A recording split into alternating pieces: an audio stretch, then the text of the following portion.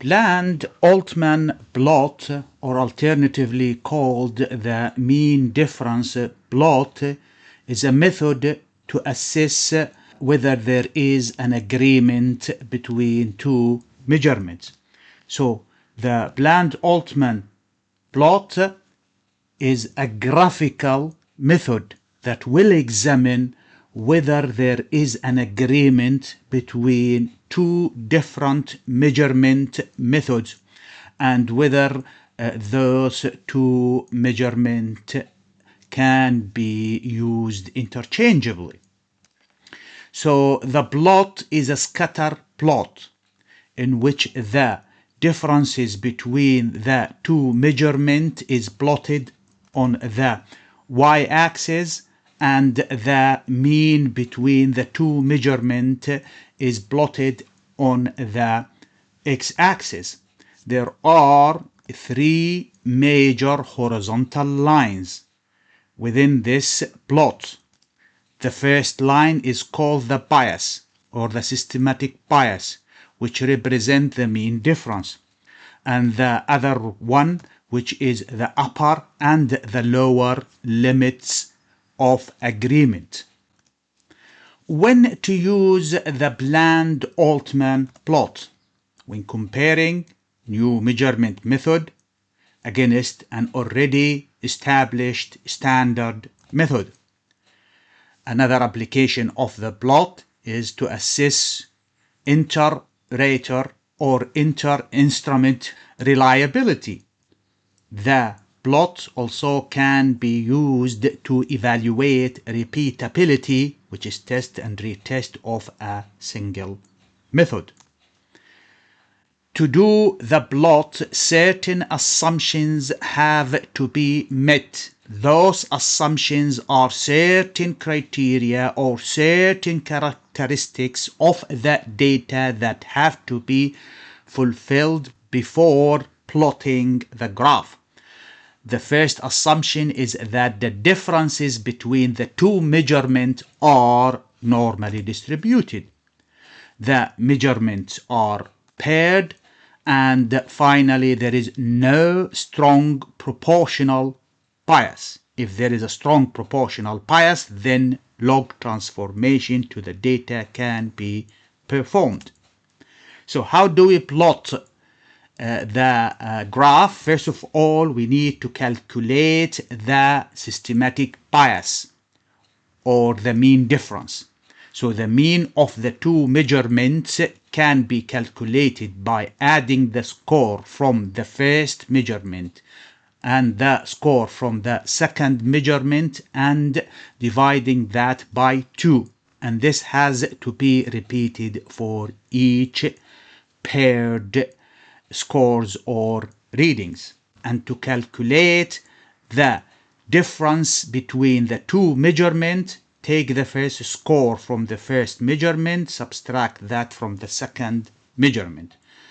By this way, two new variables will be generated. One is the bias, the second one is the differences. To also calculate the limits of agreement, there is a formula or equation for it, which is for the upper LOA, it's equal to the bias, which is the mean difference, plus 1.96 multiplied by standard deviation of the differences.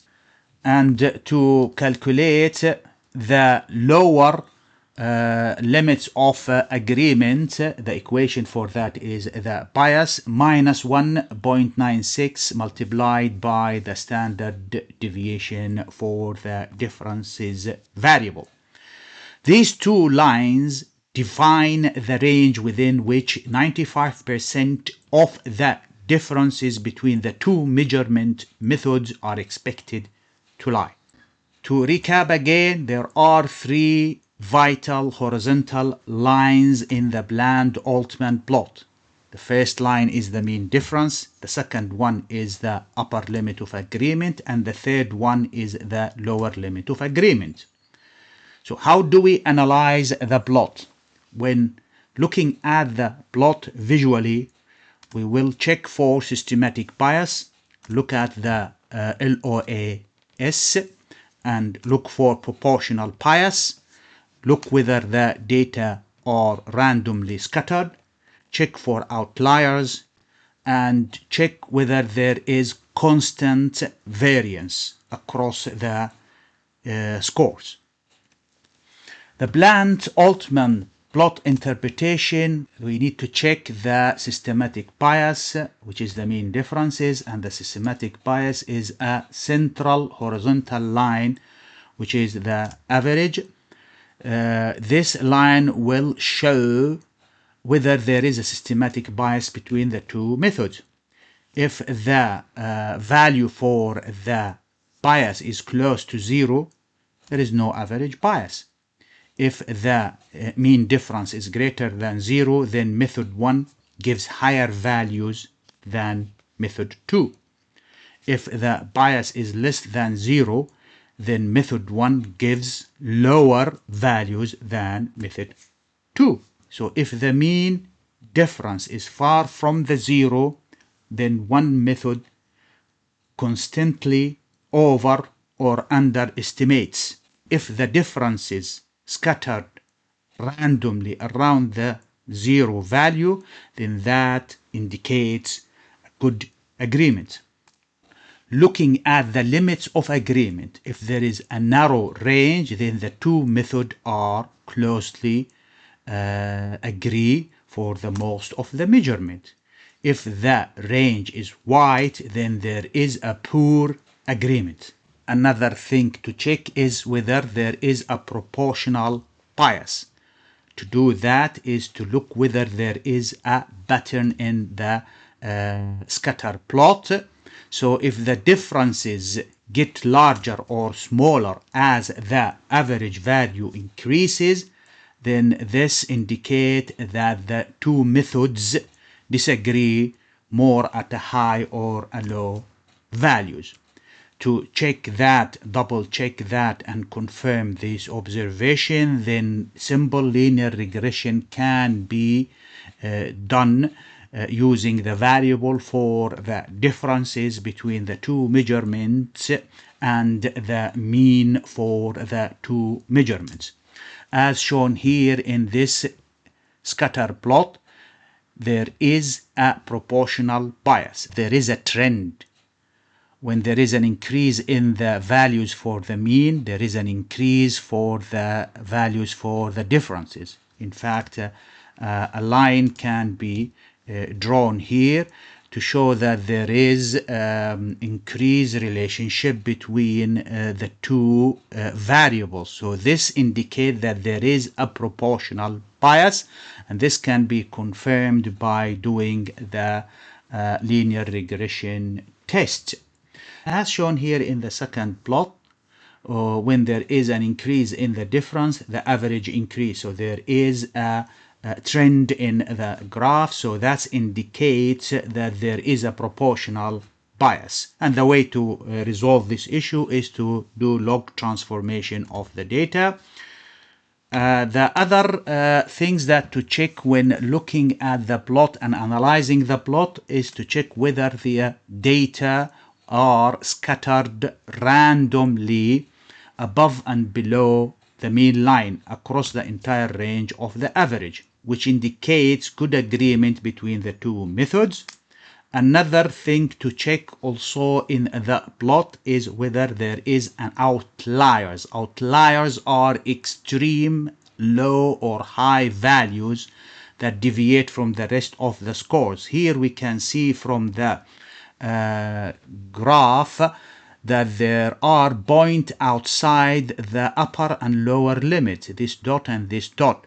So these are the outliers, and too many of the outliers suggest poor reliability.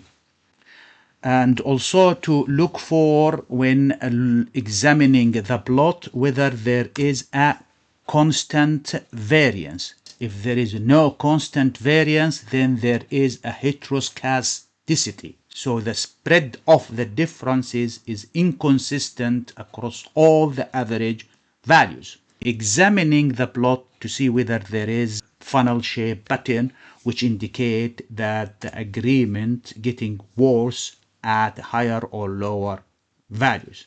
To overcome this issue, log transformation or using a ratio plot. As shown here in this two graphs here, there is a funnel shaped pattern in these two graphs, which indicate that there is no constant variances. Once the graph is plotted and visually examined, then further steps can be done to confirm the observation, whether there is a systematic bias or not.